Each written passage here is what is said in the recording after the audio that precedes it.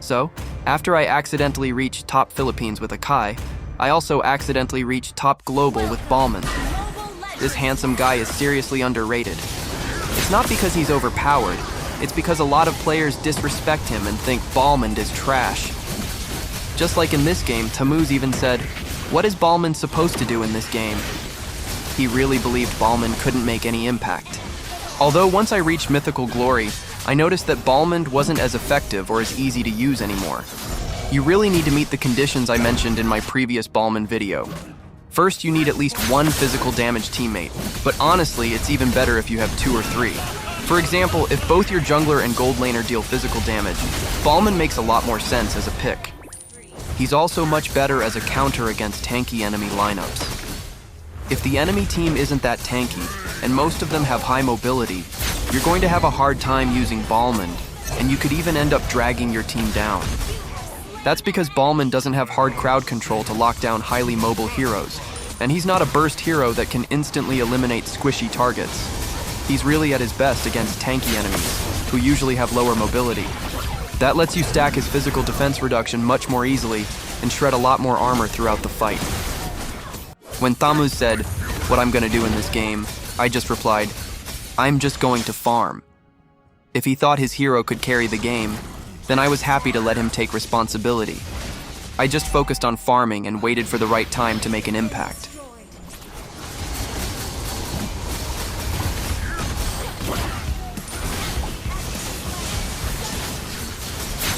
We actually managed to wipe out 4 of the enemies even without Tamuz. And luckily, I still secured the Lord, even though I couldn't see its HP when I used Retribution because the kill notifications were covering it. It's really hard to land Balmond's ultimate against highly mobile heroes because of its cast delay. That's one of the main reasons he's not a good pick against those kinds of lineups. You'll often end up as nothing more than a punching bag since you're such an easy target. On the other hand, Balmond is an incredibly effective jungler. He clears the jungle very quickly, and thanks to his ultimate combined with Retribution, he has a very high chance of securing objectives like the Turtle and the Lord.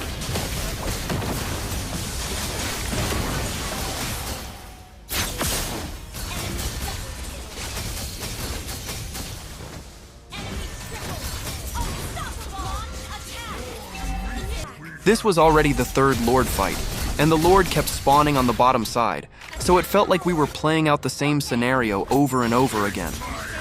At that point, it really just came down to who could catch the better target first.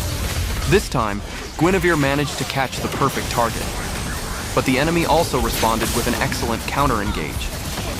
Thankfully, Kadita wasn't able to burst anyone down because she ended up targeting tanky heroes.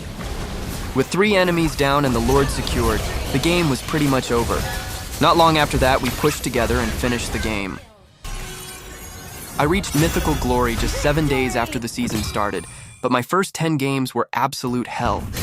After this match, I was already at 54 stars, and after grinding for 10 billion years, I finally reached top Philippines Balmond.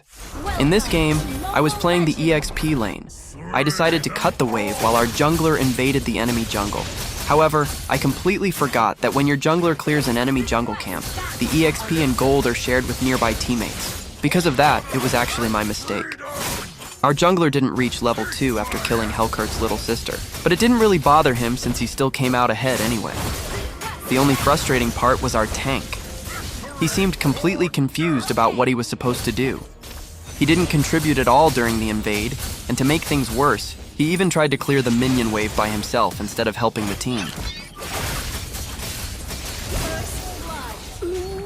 Face my fury! Prepare to be crushed! 4 minutes into the game, and we were still invading their jungle. We had a huge advantage in the early game, but all of that could easily become meaningless in the late game, especially since some of our teammates weren't maximizing our lead. The enemy lineup simply scales much better into the late game, so the longer the game goes, the stronger they become. This was a perfect engage by Lunox. She completely wiped through the enemy team and even managed to get a maniac. Anyways, I used Brave Smite in this game for the extra sustain, but I noticed that Concussive Blast is actually better because Balmond already has enough sustain from Spell Vamp and his passive, which is much easier to trigger.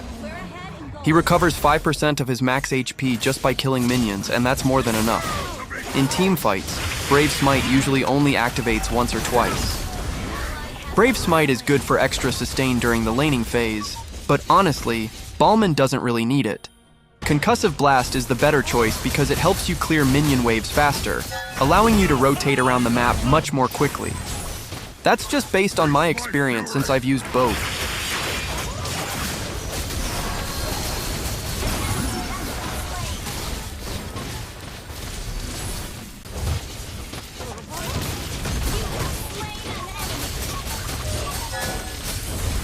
It's really crucial to land your skills when you're playing a marksman. Ruby would have died here if Clint had landed his second skill. Instead, Ruby pulled him closer to the enemy team with her hook, and to make things even worse, he flickered straight into Beatrix's ultimate.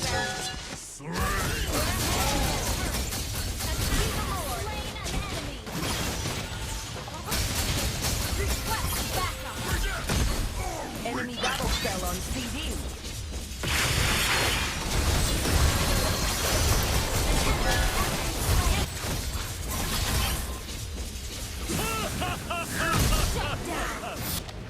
We actually struggled a lot in this game, and the enemy even took the lead because of Beatrix. Diggy was constantly supporting her, which made her incredibly annoying to deal with in team fights.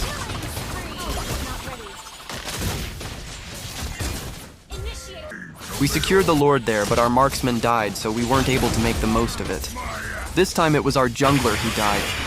He wasn't being careful and kept diving in even though he was really squishy. So we were already down one player, and then our tank got caught and couldn't get out. Instead of just watching him die, I went all in. Whatever happened, happened. Luckily, we were able to burst down the enemies because they had already used most of their skills. Beatrix was also way too overconfident. She didn't even build Rose Gold Meteor, so she got deleted almost instantly. Victory!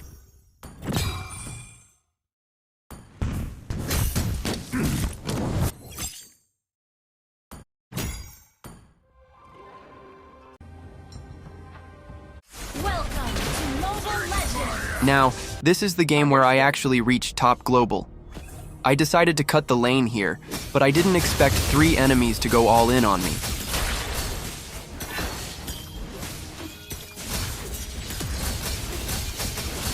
I ended up dying, but at least I bought enough time, and the enemies didn't really gain any advantage from it. And this part was really unfortunate. 3 enemies were left with very low HP, but we just didn't have enough damage to finish them off, so they managed to escape. Even though I died in the early game, Suyu was still only level 4 here, and I was able to kill him anyway.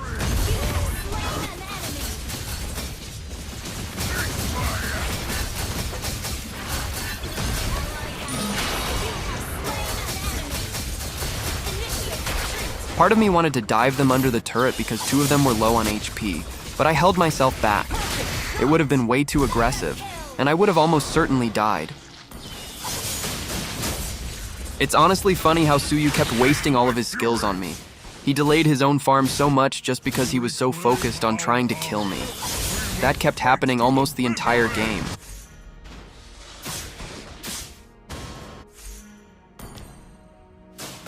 By the way, Suyu in this game was a top global player, and he was duoing with Kagura, so I was expecting them to be really strong. Maybe they just had a rough early game because they didn't play as well as I expected.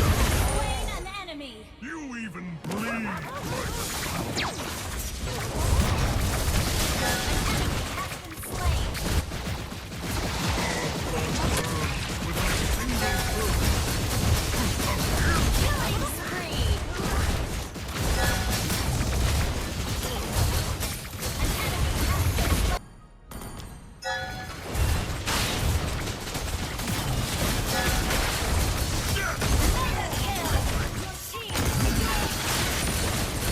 It was actually pretty funny.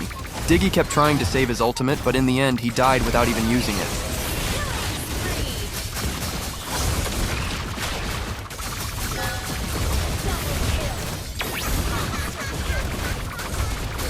We managed to wipe out the enemy team here, and we had a chance to end the game. But Atlas respawned just in time, and he landed a perfect set that wiped all of us out. And yeah, after that game, I accidentally reached top global with Balmond. It was actually much easier than when I grinded for top global with Lucas, which took me an entire month. With Balmond, it just happened by accident. By the way, I was already at 64 stars at this point. And for everyone who's been requesting a Masha gameplay, this one's for you guys. An enemy has been slain.